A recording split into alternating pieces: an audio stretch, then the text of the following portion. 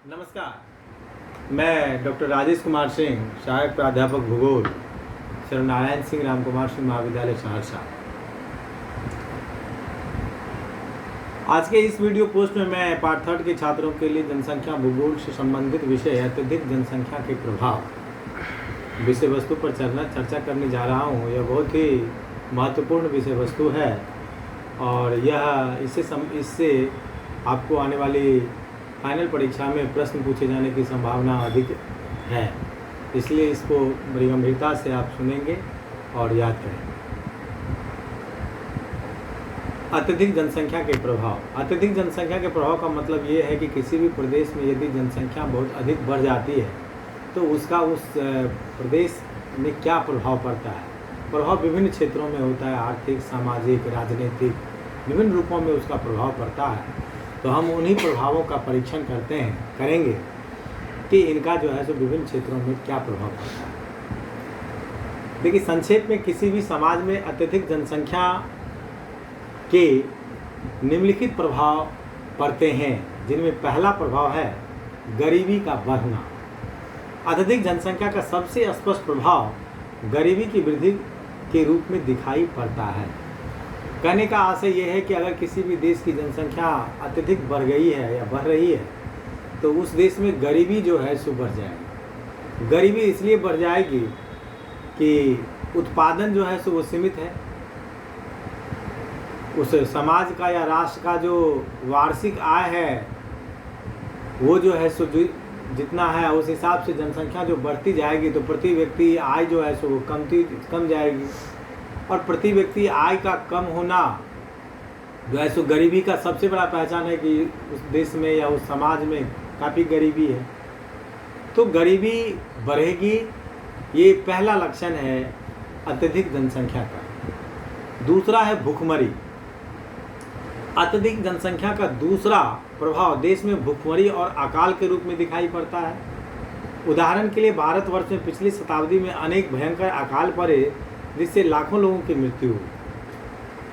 कहने का आशय यह है कि जनसंख्या में जब अत्यधिक वृद्धि होगी तो उस समाज या देश का जो खाद्यान्न उत्पादन है उस पर बोझ पड़ेगा। और जितना खाद्यान्न उत्पादन हो रहा है या उस देश में जितना खाद्य पदार्थ उपलब्ध है और खाने वाले की संख्या दिन प्रतिदिन जो है सो बढ़ती जा रही है और खाद्यान्न उत्पादन उस हिसाब से या उस दर से बढ़ नहीं रहा है, तो वैसी परिस्थिति में जो है सो प्रति व्यक्ति अन्न की उपलब्धता भी कम जाएगी। और प्रति व्यक्ति अन्न की उपलब्धता कम होना यानी भूखमरी की समस्या जो है सो उत्पन्न हो जाएगी। जैसा कि उदाहरण के तौर पर हम लोग कहते हैं कि भारत में भी जो है सो पिछली शताब्दी में कई बार जो है सो अकाल पड़ा। तो अकाल आने का सबसे बड़ा कारण यही था कि हमारे देश की जितनी आबादी थी उस समय में उतना हमारे यहाँ खाद्य पदार्थ उपलब्ध नहीं था, यानी खाद्यान्न कम गया, उसकी लोगों के खाद्य की पूर्ति नहीं हो सकी, जिसके कारण कि अकाल पड़ा। तो भूखमरी की समस्या जो है दूसरा महत्वपूर्ण समस्या है जो जनाधिक्य होने के कारण समाज में या देश में उत्पन्न होता है। तीसरा है जीवन स्तर का नीचे गिरना। अत्यधिक जनसंख्या का एक अन्य प्रभाव जीवन स्तर के लगातार नीचे गिरने में दिखाई पड़ता है। भारतवर्ष के जीवन स्तर पिछले दिनों बराबर नीचे गिरता गया। यद्यपि प्रति व्यक्ति आय कुछ बढ़ी है परंतु उसकी तुलना में चीज़ों के दाम इतने अधिक बढ़े हैं कि जीवन का स्तर पहले से नीचे गिर गया। नगरों की जनसंख्या बढ़ने से भीड़ बढ़ती है। दिल्ली जैसे नगरों में ज़मीन का भाव हजारों रुपये गज तक हो गया। मुंबई, कोलकाता आदि बड़े नगरों में लाखों परिवार एक कमरे के मकान में रहने को मजबूर हैं। गंदी बस्तियां अलग बढ़ती जाती हैं। इन गंदी बस्तियों से केवल स्वास्थ्य ही नहीं बिगड़ता बल्कि लोगों का नैतिक चरित्र भी गिरता है तथा अपराध की प्रवृत्ति बढ़ती है। कहने का तात्पर्य है कि जीवन स्तर का नीचे गिरना मतलब जब किसी भी देश की आबादी अत्यधिक हो जाती है, जनसंख्या काफ़ी अधिक बढ़ जाती है, तो जीवन स्तर जो है, क्योंकि जितने संसाधन हैं हमारे देश में उन संसाधनों का उपभोग करने के लिए जितने लोगों की वो संसाधन से आवश्यकता की पूर्ति हो सकती है, उससे अधिक जो है सो आबादी हो गई है। तो उस परिस्थिति में जो है सो विषय वस्तु का दाम बढ़ता है। जैसा आपने इकोनॉमिक्स में पढ़ा होगा, higher the price lower the demand, lower the price higher the demand. यानी कि अगर मांग बढ़ेगा किसी भी वस्तु का, यदि मांग बढ़ता है तो उसका कीमत ज़्यादा, higher the price lower the demand. यदि मैंने कि दाम बढ़ता है तो उसका जो है सो मांग जो है सो घट जाता है। कीमत बढ़ने से मांग घटता है और कीमत घटने से मांग बढ़ता है। माने इसमें विपरीत का संबंध है। मांग और मूल्य में जो है सो, कीमत और मांग में जो है सो विपरीत का संबंध है। तो चूंकि जितने संसाधन है, मांग बढ़ गई, जनसंख्या अधिक होना मतलब मांग बढ़ना। तो जैसे भारत के संदर्भ में कहा जा रहा है कि जो कि यहाँ पर प्रति व्यक्ति आय में तो वृद्धि हुई, लेकिन जीवन स्तर फिर भी नीचे गिर गया। तो जीवन स्तर इसलिए नीचे गिर गया कि प्रति व्यक्ति आय में वृद्धि होने के बावजूद जो वस्तु की जो मांग बढ़ी, तो मांग बढ़ने से उसका प्राइस जो है सो मतलब कि उसका बढ़ा। तो प्राइस, जैसे ही प्राइस बढ़ा तो फिर जो है सो आप उसको माने कि आपका क्रय शक्ति वहाँ तक पहुँच नहीं पा रहा है आम लोगों का, जो कि वो सारी वस्तुओं को खरीद ले। तो उसके चलते जैसे जैसे माने कि मूल्य बढ़ा तो मांग घट गया। तो जीवन स्तर में जो सुधार होना चाहिए वो नहीं हो पाया, क्योंकि हमारी क्रय शक्ति अब उतनी है नहीं कि हम उस सारे साधनों को खरीद पाएँ। दूसरा कह रहा है कि शहरों के प्रति जो आकर्षण, मतलब बेरोजगारी बढ़ने से लोग शहर के प्रति जो शहर की तरफ गए, तो शहरों में जो है सो जमीन की कीमत बहुत अधिक हो गए। आबादी इतनी बढ़ गई है कि मुंबई कोलकाता जैसे शहरों में एक एक कमरे में 20-20 लोग रह रहे हैं। और गंदी बस्तियां का जो है महानगरों में विस्तार होने लगा। और गंदी बस्तियों का विस्तार होना के कारण जो है सो और भी बहुत सारी समस्या, विभिन्न तरह की बीमारियां, नैतिक पतन, अपराध, इन सबों में भी जो है सो वृद्धि हो जाती है, जो कि बढ़ती हुई जनसंख्या का एक कारण है। चौथे, बढ़ती आबादी का चौथा जो प्रभाव हमारे समाज में पड़ता है, उसके अंतर्गत हम स्वास्थ्य का स्तर नीचे गिरना है। अत्यधिक जनसंख्या से देश में महामारियां फैलती हैं और देश में स्वास्थ्य का स्तर नीचे गिरता है। अनुमान लगाया गया है कि भारत में प्रति वर्ष हैजे से 2 लाख, तपेदिक से 5 लाख, चेचक से 71,000 और प्लेग से 25,000 से ज़्यादा लोग मरते हैं। अब वर्तमान में तो कोरोना बीमारी से कितना मर रहा है तो हम लोग देख ही रहे हैं, जो कि आबादी का अत्यधिक आबादी भी जो है सो इसके फैलने का एक बड़ा कारण है। और आजकल के तो न्यूज़ में ये भी सुनने को अब मिल रहा है कि हमारे देश, हालांकि लॉकडाउन 5 जो है सो इसको अनलॉक 1 की संज्ञा दी गई है। और लेकिन इसमें स्वास्थ्य विभाग की तरफ से जो कुछ न्यूज़ देखने को आज भी सुनने को मिला है कि अब हमारे देश में सामुदायिक संक्रमण प्रारंभ हो गया, यानी अब मास लेवल पर लोग जो है सो कोरोना से संक्रमित होते जा रहे हैं। तो ये जो इतनी बड़ी संख्या जो है, तो इसका भी एक बड़ा कारण हमारी बढ़ती हुई आबादी को हम इसमें रख सकते हैं।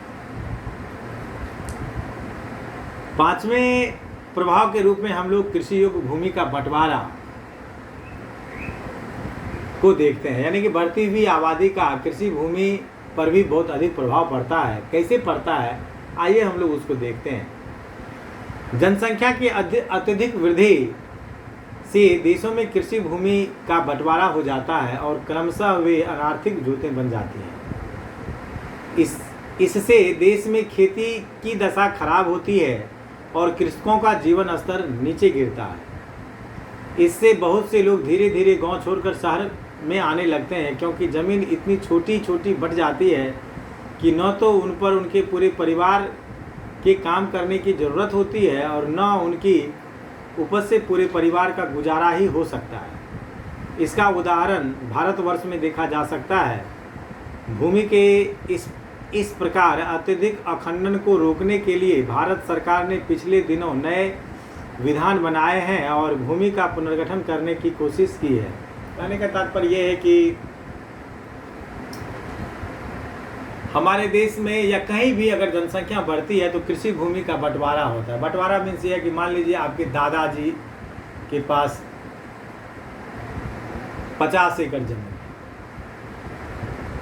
आपके दादाजी के 5 पुत्र थे, तो पांचों भाई जब अलग हुए तो जमीन का 5 जगह बंटवारा हुआ, तो एक व्यक्ति के हिस्से में 10 बचे 50, यानी 10 एकड़ जमीन आया एक व्यक्ति के हिस्से में। यानी कि आपके दादाजी जहां 50 एकड़ जमीन के मालिक हुआ करते थे, वहीं आपके पिताजी मात्र 10 एकड़ जमीन के मालिक हैं। और आप जो हैं, मान लीजिए कि 5 भाई हैं, आप भी 5 भाई, आपके पिताजी ने भी दादाजी की तरह जो है सो 5 बच्चे पैदा किए, आप भी 5 भाई हैं। अब आप 5 भाइयों में जो उस जमीन का बंटवारा होगा तो एक आदमी के हिस्से में 2 एकड़ जमीन आएगी। अब जहां आपके दादाजी 50 एकड़ के मालिक थे, आपके पिताजी 10 एकड़ के मालिक रह गए और आप जो है सो मात्र 2 एकड़ के मालिक रहे, और आपने भी अपने दादाजी और पिताजी की तरह ही जो है सो 5 बच्चे पैदा कर दिए। अब अंदाज कीजिए कि आपके बेटे को जो है सो पर व्यक्ति कितना 0.4 है, 0.4 एकड़ जो है सो एक आपके एक बेटा के को मिला। अब आपका भी बेटा आप ही की तरह जो है सो छक्का मारेगा, तब समझिए कि वो 6 में कितना, उस जमीन का कितना बड़ा टुकड़ा हो जाएगा 0.08 है। तो इस तरह से जो हम आबादी को बढ़ा रहे हैं कि हमारे दादाजी 5 बच्चा पैदा किए थे तो हमारे पिताजी भी 5 किए, तो हम भी 5 किए, तो हमारा पोता भी 5 करे, तो ठीक है आप कीजिए, लेकिन परिणाम उसका क्या हो रहा है वो देखिए कि जहाँ आपके दादाजी 50 एकड़ जमीन के मालिक थे, वहीं पर जो है सो आपका जो पोता होगा वो लगभग भूमिहीन हो जाएगा, और उसका जो बच्चा होगा उसको तो घर बनाने के लिए भी जमीन नहीं बचेगा। कहाँ कितना उसको हिस्सा होगा कि वो घर बनाएगा, तो जीवन स्तर कैसे भूमि का और वो किस योग्य वो रह गया। तो ये भूमि के जो छोटे छोटे टुकड़े होते जा रहे हैं, अब इन छोटे टुकड़ों में अब आप ना तो जो है सो अब उस जमीन को ट्रैक्टर से भी आप नहीं जोत पाइएगा, ट्रैक्टर घूमेगा कहाँ, कृषि यंत्र को चलाने योग्य भी वो मैंने नहीं रहा, छोटा छोटा टुकड़ा है। तो इस तरह से जो है सो उसमें उतना आप उपजाऊ नहीं उपजेगा नहीं, आप उसके पूरे परिवार का, आपके पूरे परिवार का उससे पालन पोषण हो सके। तो उस परिस्थिति में आप क्या कीजिएगा, तो दिल्ली पंजाब कमाने जाइएगा, और दिल्ली पंजाब कमाने जाइएगा, कोरोना फैलेगा, आइएगा मर जाइएगा, मर रहा है, सब देख ही रहे हैं कैसे क्या स्थिति मजदूरों की हो रही है। उस स्थिति को आप प्राप्त करेंगे। इसलिए जो है सो आपसे हमारी सलाह है कि इस पर गंभीरता से आप सोचेंगे और आने वाले समय में जो है सो देखेंगे कि किस तरह से जो है अत्यधिक जनसंख्या, इसलिए बच्चे कम पैदा कीजिएगा, हम 2 हमारे 2 बहुत हुआ, ठीक ना। अब देखिए छठे प्रभाव के रूप में हम जो है सो पारिवारिक विघटन विषय मैंने के रूप में प्रभाव पड़ता है। कैसे पड़ता है आइए हम उसको समझते हैं। अत्यधिक जनसंख्या से एक अन्य सामाजिक परिवर्तन पारिवारिक विघटन के रूप में दिखाई पड़ता है। अत्यधिक जनसंख्या निर्धनता बढ़ाती है और स्वास्थ्य का स्तर भी नीचे गिराती है। इससे परिवार के सदस्यों में कटुता उत्पन्न होती है, सबके जीवन की सभी आवश्यकताएं पूरी नहीं हो पाती, अतः पारिवारिक तनाव उत्पन्न होते हैं और परिवार का विघटन होने लगता है। देखिए इसको आप इस आशय में भी देख सकते हैं कि जैसे मान लीजिए कि आप 5 भाई हैं, 5 भाई बहन हैं, और ज़मीन का वितरण तो मैंने पूर्व में ही बताया कि परिस्थितियाँ ये हो गई कि आपके पिताजी के पास अब मात्र 10 एकड़ ज़मीन बचा है और आप लोगों के पास जो है सो 2-2 एकड़ का हिस्सा है। उसमें भी जो वो जो ज़मीन है वो कुछ उपजाऊ है, कुछ नहीं है, सब जगह सब पर एक तरह का तो मिट्टी है नहीं कि एक तरह का उत्पादन आपको मिल रहा है। अब आप पांचों भाई का शादी विवाह हुआ और पांचों ने 5-5 बच्चे पैदा कर लिए, तो परिवार इतना बड़ा हो गया। कल्पना कीजिए कि वो परिवार इतना बड़ा हो गया कि अब आपके पिताजी से जो खेती कर रहे हैं वो पूरे परिवार का उस ज़मीन से पालन पोषण नहीं हो रहा है। अब आप पांचों भाई की शादी भी हो गई, अब पांचों जो है सब खेत में काम कर रहे हैं।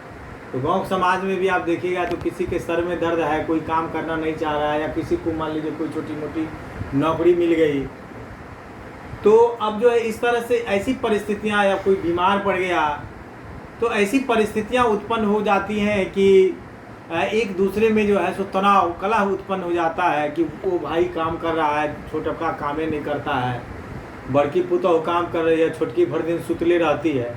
इस तरह का समाज में आपने, या परिवार में, अगल बगल में, पड़ोस में, या खुद के परिवार में भी आप लोगों ने ऐसा देखा होगा।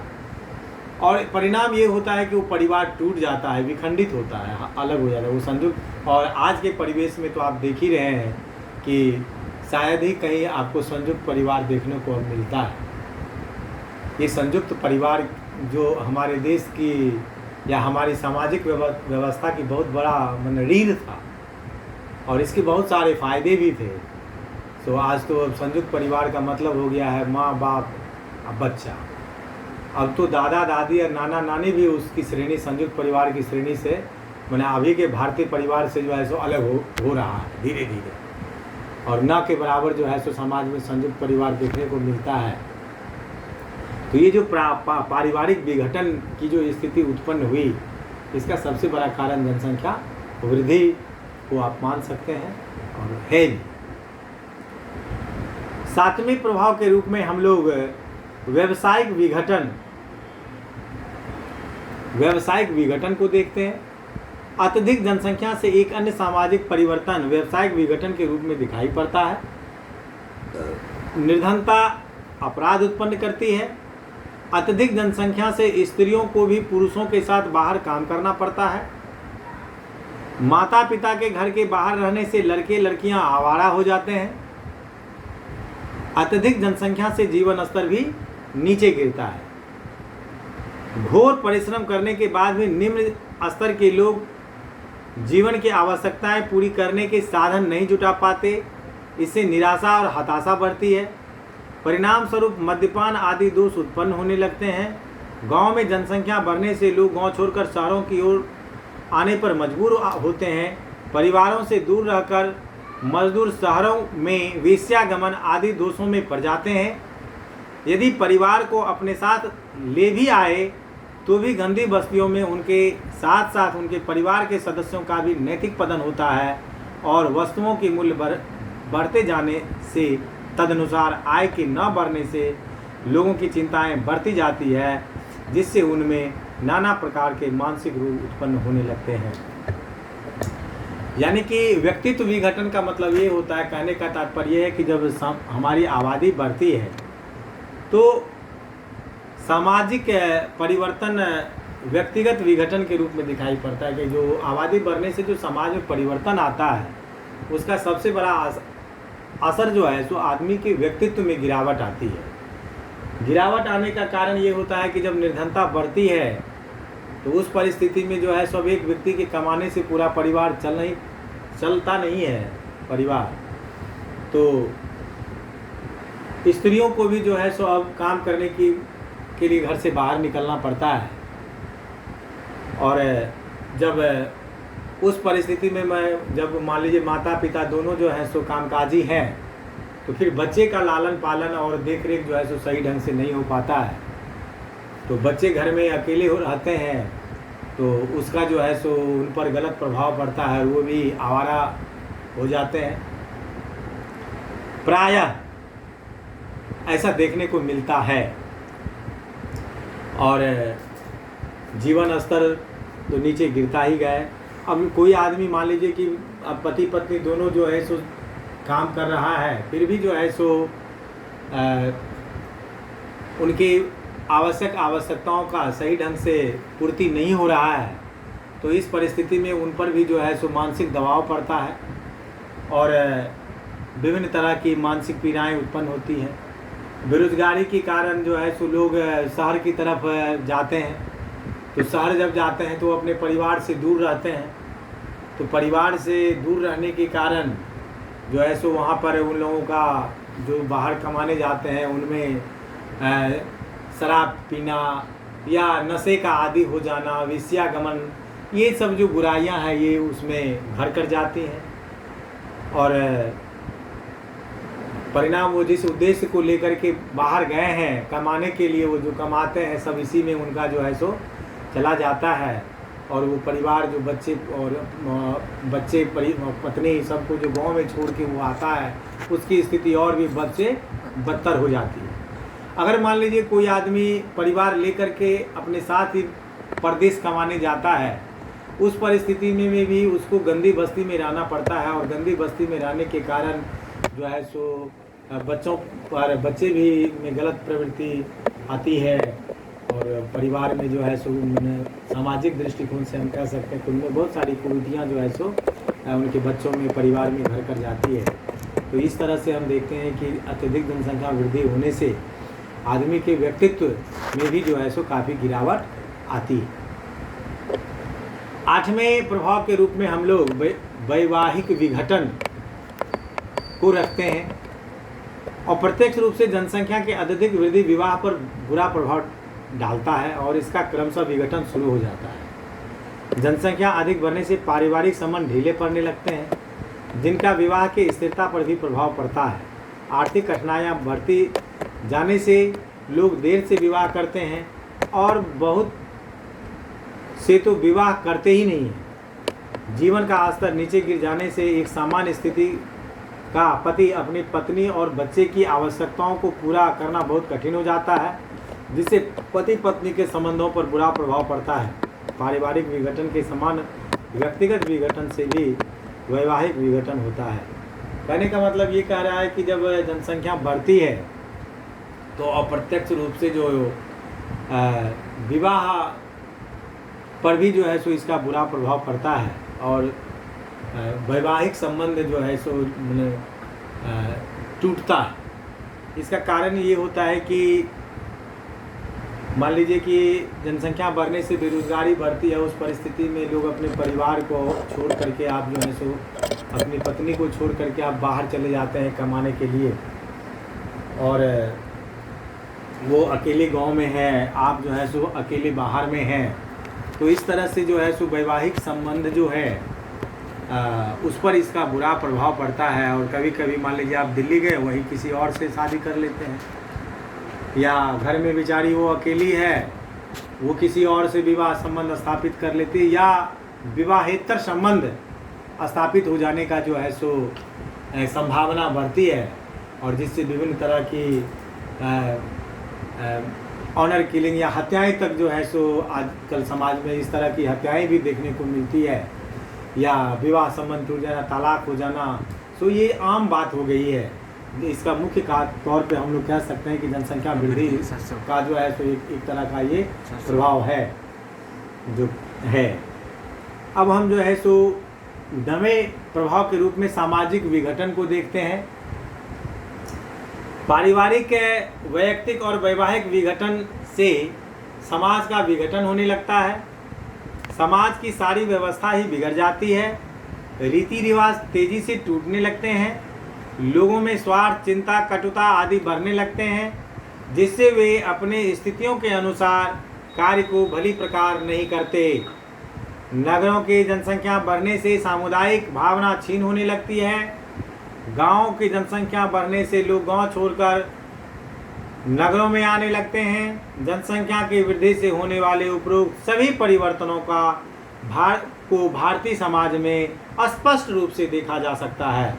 कुछ समाजशास्त्रियों के अनुसार जनसंख्या की वृद्धि का राज्य के स्वरूप पर भी प्रभाव पड़ता है।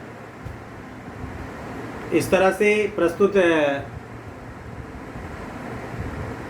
आलेख में आपने अत्यधिक जनसंख्या के प्रभाव विषय वस्तु को पढ़ा।